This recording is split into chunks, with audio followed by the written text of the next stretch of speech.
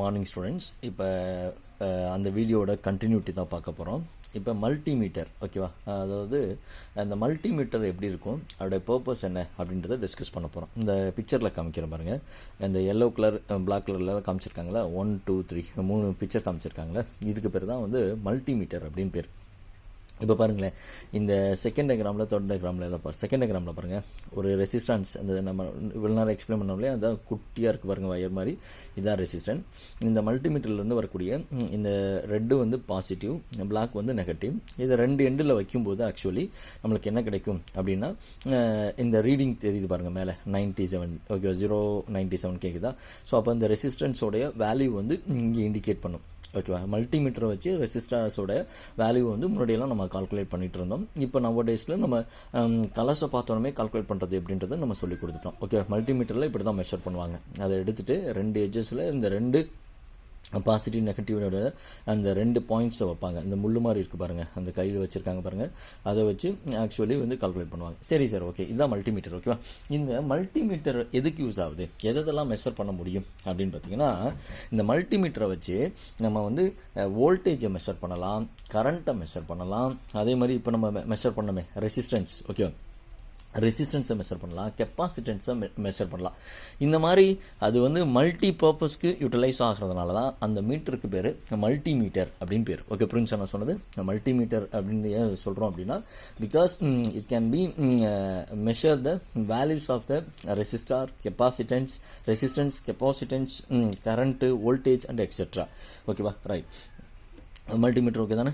Okay, next நம்ம பார்க்குறது resistivity of the material. ஓகேவா, ரெசிஸ்டிவிட்டி ஆஃப் அ மெட்டீரியல். இது வந்து 1 மார்க் கொஸ்டினில் கேட்டே இருப்பாங்க. ரெசிஸ்டிவிட்டி ஆஃப் த மெட்டீரியல் எதை டிபெண்ட் பண்ணியிருக்கு. இப்போ ஒரு மெட்டீரியல் இருக்குன்னு வச்சுங்களேன், ஒரு மெட்டீரியலுடைய அந்த ரெசிஸ்டிவிட்டினா நான் உங்களுக்கு நான் சொல்லியிருக்கேன். ரெசிஸ்டிவிட்டினா ரோன்னு நம்ம சொல்லுவோம் ஓகேவா.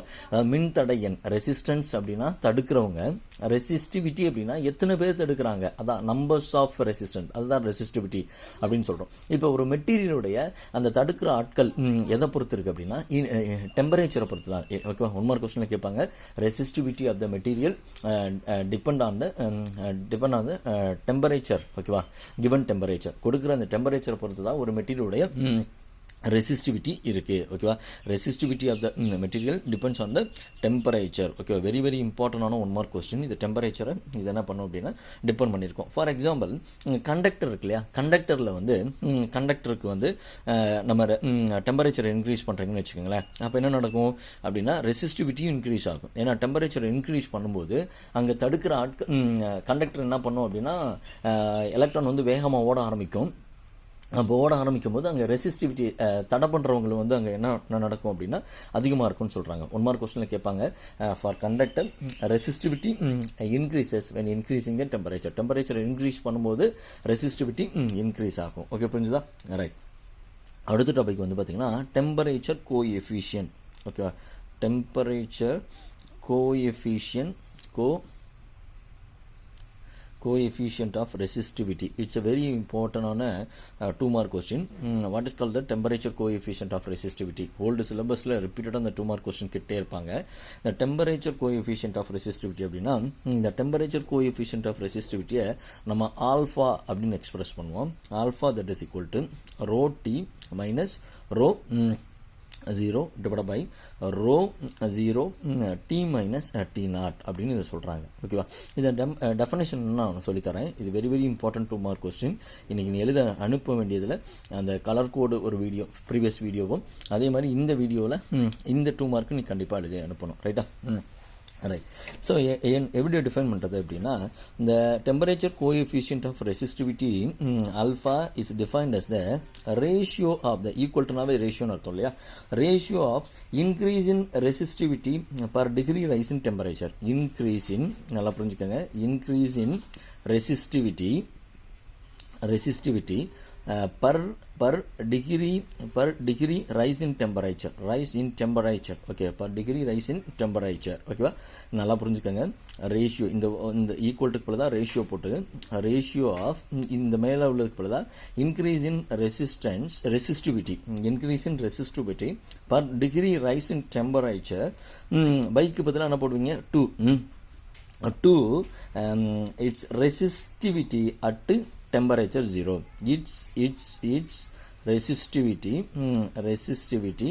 at its resistivity at T0 அப்படின்னா 0 டெம்பரேச்சர் அப்படின்னு அர்த்தம். ஓகே, ஆரம்பத்தில் 0 டெம்பரேச்சராக இருக்கும்போது அவருடைய ரெசிஸ்டிவிட்டி என்ன, இப்போ பர் டிகிரி ரைஸ் இன் டெம்பரேச்சரை ரைஸ் பண்ணியிருக்கேன்னு அர்த்தம். அதான் அதோட meaning. Per degree rise in temperature, படிப்படியாக டெம்பரேச்சரை இன்க்ரீஸ் பண்ணும்போது இன்க்ரீஸ் ஆகிருக்க ரெசிஸ்டிவிட்டி, இது ரெண்டுக்கும் உள்ள தொடர்பு தான். ஓகேவா, இட் இஸ் த, நல்லா புரிஞ்சுக்கோங்க, very very important 2 mark question. temperature coefficient of resistivity அப்படின்னா the temperature coefficient of resistivity alpha is defined as the ratio of increase in resistivity per degree rise in temperature to its resistivity at T0 அல்லது 0 temperature அப்படின்னு எழுதிக்கலாம். ஓகேவா, T0. Okay, புரிஞ்சுதான் நான் சொன்னது? Okay, right. இந்த expression கண்டிப்பாக எழுதி ஆகணும். ஓகேவா, முடிஞ்சு. இப்போ அடுத்து ஒரு 1 மார்க் கொஸ்டின், இதில் இந்த 2 மார்க்கோட சேர்த்து இதையும் நீங்கள் ஃபாலோ பண்ணணும். இந்த ஆல்ஃபான்றது என்னது? Temperature coefficient of resistivity. இந்த டெம்பரேச்சர் கோஎஃபிஷியன்ட் ஆஃப் ரெசிஸ்டிவிட்டி வந்து ஆல்ஃபா வந்து பார்த்தீங்கன்னா ஃபார் கண்டக்டர், ஓகேவா, ஃபார் கண்டக்டர்ஸ், ஓகேவா, கண்டக்டர்ஸ்க்கு வந்து ஆல்ஃபாவோட வேல்யூ வந்து எப்படி இருக்கும் அப்படின்னா பாசிட்டிவாக இருக்கும். ஃபார் செமிகண்டக்டர்ஸ், ஓகேவா, செமிகண்டக்டர்ஸ்க்கு வந்து ஆல்ஃபாவோட வேல்யூ வந்து நெகட்டிவாக இருக்கும். இது இம்பார்ட்டண்டான 1 மார்க் கொஸ்டின். இதோடய சேர்த்தே நீங்கள் படிச்சிருங்க. For conductor temperature coefficient of resistivity alpha is positive. For semiconductor temperature coefficient of resistivity is negative. ஓகேவா, ஏன் சார் இது ஆல்ஃபா டெம்பரேச்சருக்கு பாசிட்டிவ் அப்படின்றது பார்க்கலாம். அதாவது எப்படின்னா, இப்போ டெம்பரேச்சர் ஆல்ஃபா வந்து இந்த கண்டக்டரில் வந்து டெம்பரேச்சரை இன்க்ரீஸ் பண்ணுறீங்கன்னு வச்சுக்கோங்களேன். அப்போ average kinetic energy of the electron வந்து என்னாகும்? இன்க்ரீஸ் ஆகும். அதாவது கைனடிக் டெம்பரேச்சரை இன்க்ரீஸ் பண்ணும்போது ஆல்ரெடி அந்த எலக்ட்ரான் வந்து ஓடிக்கிட்டு இருக்கு.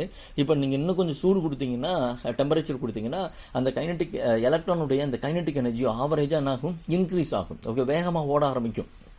அதை தான் நம்ம என்ன சொல்கிறோம்? when temperature is increased, the average kinetic energy of the electron, okay, energy of the electron is also the increases. அப்போ இப்படி இன்க்ரீஸ் ஆகும்போது வேகமாக ஓட ஆரம்பிச்சிருவாங்க. நார்மலாக ஓடிட்டு இருந்தவங்க எலக்ட்ரான் இப்போ டெம்பரேச்சர் இன்க்ரீஸ் பண்ணணும்னு ஆவரேஜ் கினெட்டிக் எனர்ஜி இன்க்ரீஸ் ஆயிடுச்சு. அப்போ வேகமாக ஓடுறாங்க. அப்போ வேகமாக ஓடும்போது என்னென்ன நடக்கும் அப்படின்னா, ஃபர்தராக கொலிஷன் வந்து ஃப்ரீக்வெண்ட்டாக நடக்கும். ஓகேவா, ஒரு எலக்ட்ரான் வேகமாக மோதிக்கும். அப்போ என்ன நடக்கும் அப்படின்னா, கொலிஷன் வந்து இன்க்ரீஸ் ஆகும், மோதிக்கொள்வது. ஓகேவா, கொலிசன் வந்து என்ன ஆகும் அப்படின்னா இன்க்ரீஸ் ஆகும். அப்போ ரெசிஸ்டிவிட்டி ஆல்சோ த இன்க்ரீஸ். ஏன்னா மோதி அப்படியே தடுத்து அங்கங்கே கீழே விழுந்துருவாங்கல்ல, அப்போ ரெசிஸ்டிவிட்டி இன்க்ரீஸ் ஆகுது. ஓகே, புரியுதா? ஸோ புரிஞ்சா புரியலையா? நல்லா கிளியராக புரிஞ்சுக்க. ஏன்னா நம்ம இங்கேயே எக்ஸ்பிளைன் பண்ணியிருப்போம். கண்டக்டருக்கு வந்து டெம்பரேச்சர் இன்க்ரீஸ் பண்ணும்போது ரெசிஸ்டிவிட்டி இன்க்ரீஸ். அது எப்படி சார்?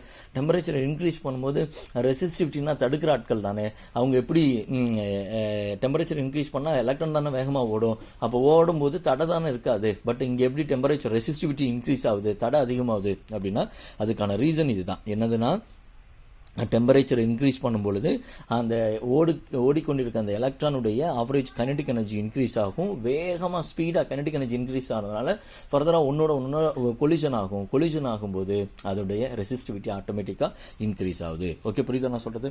Okay, right. அடுத்து பாருங்கள், கீழே இருக்கக்கூடிய ஃபார் செமிகண்டக்டர் அந்த temperature coefficient of value is negative. ஏன் இதை நெகட்டிவ் அப்படின்னு நம்ம சொல்கிறோம் அப்படின்னு பார்த்தீங்கன்னா, டெம்பரேச்சரை இன்க்ரீஸ் பண்ணும்போது, இதுக்கு எக்ஸ்ப்ளனேஷன் தேவையில்ல, நம்ம புக்கில் இல்லை. டெம்பரேச்சர் இன்க்ரீஸ் பண்ணும்போது அந்த மோர் எலக்ட்ரான் வந்து என்ன பண்ணும் அப்படின்னா, மோர் எலக்ட்ரான் ஃப்ரீ டு மூவ். நிறைய எலக்ட்ரான் என்ன பண்ணும் அப்படின்னா வேகமாக ஓடும். அப்படி போகும்போது என்னென்னா, ஃப்ரீ எலக்ட்ரான் வேகமாக போகும்போது கரண்ட் இன்க்ரீஸ் ஆயிரும். அப்போ கரண்ட்டு நிறையா போகும்போது ரெசிஸ்டிவிட்டி டிக்ரீஸ் ஆயிரும். நல்லா புரிஞ்சுக்கோங்க. டெம்பரேச்சரை இன்க்ரீஸ் பண்ணும்போது எலக்ட்ரான்ஸ் வந்து என்ன பண்ணால் ஃப்ரீயாக மூவ் ஆக ஆரம்பிக்கும். எலக்ட்ரான்ஸ் வந்து ஃப்ரீ டு மூவ். எலக்ட்ரான் ஃப்ரீயாக மூவ் ஆகும்போது கரண்ட் என்ன பண்ணும்? எலக்ட்ரான் ஃப்ரீயாக மூவ் ஆக ஆரம்பிக்கிறது அதிகமாகும்போது அப்போ கரண்ட்டும் வந்து என்ன பண்ணும்? வேகமாக. ஏன்னா ஃப்ளோ ஆஃப் எலக்ட்ரான் தானே கரண்ட்டு. அப்போ எலக்ட்ரான் வேகமாக போகுதுன்னா கரண்ட்டு என்ன இருக்குது? வேகமாக போகுது. தட் மீன்ஸ் இப்போ கரண்ட் இன்க்ரீஸ் ஆகிருக்கு. அப்போ கரண்ட் இன்க்ரீஸ் ஆச்சுன்னா ஆட்டோமேட்டிக்காக அங்கே தடுக்கிறவங்க ரெசிஸ்டிவிட்டி டிக்ரீஸ் ஆகுது. This is a reason. Okay, புரியுதானே சொல்கிறது? ஸோ இந்த வீடியோ வெரி வெரி இம்பார்ட்டன்ட். இது எல்லாமே கான்செப்ட்ஸுவல் ஓரியன்டான இது. நல்லா நான் கிளியராக ஒரு வாட்டி எக்ஸ்பிளைன் பண்ணுறேன், லிசன் பண்ணிக்கோங்க இந்த வீடியோவில் இருக்கிறத. மல்டிமீட்டர்னா என்ன, வாட்ஸ் கால் த மல்டிமீட்டர். மல்டிமீட்டர்ன்றது உங்களுக்கு நான் டயக்ராமில் காமிச்சேன். அந்த மல்டிமீட்டரில் வந்து 2 நீடில் இருக்கும், ப்ளஸ் மைனஸ். அந்த 2 நீடில் எடுத்து நம்ம எந்த இதில் நீங்கள் மெஷர் பண்ணணும், கரண்ட்டை மெஷர் பண்ணணுமா, இல்லை வோல்டேஜை மெஷர் பண்ணணுமா, ரெசிஸ்டன்ஸை மெஷர் பண்ணணுமோ, அதோடைய 2 எட்ஜஸில் வச்சிங்கன்னா உங்களுக்கு அந்த மீட்டரில் வந்து ரீடிங் காமிக்கும். அதோட வேல்யூ வந்து நம்ம ஈஸியாக கால்குலேட் பண்ணிக்கலாம். இதை மல்டிமீட்டரை வச்சு எதெல்லாம் மெஷர் பண்ண முடியும் நான் முன்னாடியே சொல்லியிருக்கேன். Voltage, current, resistance, capacitance etcetera. ஓகேவா. அடுத்து ரெசிஸ்டிவிட்டி ஆஃப் மெட்டீரியல். எப்பயுமே மறந்துடக்கூடாது, ரெசிஸ்டிவிட்டி ஆஃப் த ஒரு மெட்டீரியலோட ரெசிஸ்டிவிட்டி டெம்பரேச்சரை பொறுத்து தான் இருக்குது. நீங்கள் டெம்பரேச்சர் அதிகமாக அப்ளை பண்ணும்போது ரெசிஸ்டிவிட்டி இன்க்ரீஸ் ஆகும். ஓகே, டெம்பரேச்சர் குறைக்கும் போது ரெசிஸ்டிவிட்டி டிக்ரீஸ் ஆகும். ஃபார் எக்ஸாம்பிள், கண்டக்டருக்கு வந்து டெம்பரேச்சர் இன்க்ரீஸ் பண்ணிங்கன்னா ரெசிஸ்டிவிட்டி ஆல்சோ இன்க்ரீசஸ். அது எப்படின்றது கீழே எக்ஸ்பிளைன் பண்ணியிருக்கேன். ரைட். அடுத்த கடையில் ஒரு 2 mark question. Temperature coefficient of resistivity. What is called the temperature coefficient of resistivity? அப்படின்னா it can be expressed in the alpha, which is equal to the rho t minus rho naught divided by rho naught t minus t naught அப்படின்னு நம்ம சொல்கிறோம். இந்த definition என்னன்னா, temperature coefficient of resistivity alpha is defined as the equal to பதிலாக ratio. ஓகேவா. alpha is defined as the ratio of increase in resistivity per degree rise in temperature to its resistivity at temperature 0. ஓகே, 0 டிகிரியா temperature இருக்கும்போது அவருடைய resistivity என்ன. இப்போ டெம்பரேச்சரை நீங்கள் 0 டிகிரிலேருந்து ஹையராக இன்க்ரீஸ் பண்ணியிருக்கீங்க, அப்போ அவருடைய ரெசிஸ்டிவிட்டி என்ன அப்படின்றது தான். அது ரெண்டுக்குள்ள தொடர்பு தான் ஆக்சுவலி வந்து நம்ம டெம்பரேச்சர் கோஎஃபிஷியன்ட் சொல்லியிருக்கோம். இதை கண்டிப்பாக இது எல்லாத்தையும் சேர்த்து டெஃபினேஷனில் எழுதிருங்க. சரியா. ரைட். அடுத்து பாருங்கள், ஃபார் கண்டக்டருக்கு வந்து இந்த டெம்பரேச்சர் கோஎஃபிஷியன்ட் ஆஃப் ரெசிஸ்டிவிட்டி, அதாவது ஆல்ஃபா வந்து பாசிட்டிவ் அப்படின்னு சொல்கிறாங்க. ஏன் கண்டக்டருக்கு பாசிட்டிவ் அப்படின்னா, கண்டக்டரில் நீங்கள் டெம்பரேச்சர் இன்க்ரீஸ் பண்ணிங்கன்னா கண்டக்டரில் ஓடிட்டு இருக்க அந்த எலக்ட்ரானுடைய ஆவரேஜ் கினெடிக் எனர்ஜி இன்க்ரீஸ் ஆகும். ஆவரேஜ் கினெடிக் எனர்ஜி அதிகமாக ஓடும்போது, ஹை ஸ்பீடில் போகும்போது கண்டிப்பாக எங்கேயோ ஒரு ஆக்சிடென்ட் நடக்கும் இல்லையா. அதே மாதிரி இங்கே வேகமாக ஓடும்போது average kinetic energy of the electron increase ஆகும்போது அங்கே கொலிஷன் நடக்குது. கொலிஷன் நடக்கும்போது ஆட்டோமேட்டிக்காக அது வந்து ரெசிஸ்டிவிட்டி அதிகமாகிடுது. For semiconductor, temperature coefficient of alpha negative அப்படின்னு ஏன் சொல்கிறோம் அப்படின்னா, when temperature increases, ஓகே, டெம்பரேச்சர் செமிகண்டக்டரில் நம்ம இன்க்ரீஸ் பண்ணும்போது அதில் ஓடிட்டு இருக்க அந்த ஃப்ரீ எலக்ட்ரான் வந்து என்ன பண்ணும், வேகமாக போகும். டெம்பரேச்சர் இன்க்ரீஸ் பண்ணுவோம், எலக்ட்ரான் வேகமாக போகுது. எலக்ட்ரான் வேகமாக ஃப்ளோ ஆகுது அப்படின்னாவே அங்கே கரண்ட் இன்க்ரீஸ் ஆகிடுதுன்னு அர்த்தம். கரண்ட் இன்க்ரீஸ் ஆகும்போது ரெசிஸ்டிவிட்டி ஆட்டோமேட்டிக்காக டிக்ரீஸ் ஆகுது. ஓகேவா, புரிஞ்சுதான் நான் சொன்னது? ஓகே, இதுதான் செகண்ட் வீடியோ. அவருடைய கண்டினியூட்டி நல்லா ஒரு முறைக்கு 2 முறை பார்த்துட்டு நோட்ஸ் எடுத்துட்டு அதுக்கப்புறம் படிச்சு எழுதுங்க. நோட்ஸ் நீட்டாக எடுத்து வச்சுக்கோங்க. ஓகேவா. ஏன்னா நம்ம ஆஃப்லைன் மோடில், தட் மீன்ஸ் எப்போ ஸ்கூல் ஆரம்பிக்கிறாங்களோ அப்போக்கும் வந்து நம்ம இதெல்லாம் ஃபுல்லாக கோத்ரூ பண்ணால் தான் நம்ம 1 மார்க் 2 மார்க் எல்லாத்தையும் ஃபேஸ் பண்ண முடியும். ஓகேவா. ஸோ சும்மா 2 மார்க்கை மட்டும் எடுத்துக்காத, எல்லாத்தையும் கம்ப்ளீட்டாக எடுத்து எழுதி முடிஞ்சால் எல்லாத்தையுமே கம்ப்ளீட்டாக படித்து நீங்கள் எனக்கு வாட்ஸ்அப்பில் சென்ட் பண்ணிவிடுங்க. அதுதான் பெனிஃபிட். ஓகேவா. நோட்ஸ் தயவுசெய்து கிளியராக ஃபாலோ பண்ணிக்க. நான் எக்ஸ்பிளைன் பண்ணுறது எல்லாத்தையும். ஈவன் ஒரு நியூஸ் கூட கொடுத்துட்டாங்க நம்மளுக்கு. என்னென்னா 11th and 12th இருக்கக்கூடிய ஃபிசிக்ஸ், கெமிஸ்ட்ரி அண்ட் மேத்தமெட்டிக்ஸ் இந்த 3 சப்ஜெக்ட்டுக்கு மட்டும் 2 வால்யூம் புக்ஸ் உண்டு. அதர் சப்ஜெக்ட்ஸ்க்கெலாம் வந்து 2 வால்யூம்ன்றதை 1 வால்யூமாக மாற்றிட்டாங்க அப்படின்னு சொல்லியிருக்காங்க. ஈவன் 10th ஸ்டாண்டர்டில் இருக்கக்கூடிய சோசியல் சயின்ஸ் 2 வால்யூம் இருந்தது, அதை கூட 1 வால்யூமாக மாற்றிருக்காங்க. ஓகேவா. அதில் ஃபிசிக்ஸ், கெமிஸ்ட்ரி, மேத்தமெட்டிக்ஸில் எந்த மாற்றமும் இல்லை. அதனால் நம்ம எல்லாத்தையும் நோட்ஸ் நீட்டாக எடுத்து வச்சுக்க. அப்போ தான் நம்ம பின்னாடி படிச்சுக்க முடியும். ஓகேவா. இப்போ அப்பப்போ படிச்சுட்டு பின்னாடி ரிவிஷன் பண்ணிக்க முடியும். ஓகேவா. ஓகே, நெக்ஸ்ட் வீடியோவில் பார்க்கலாம். தேங்க்யூ.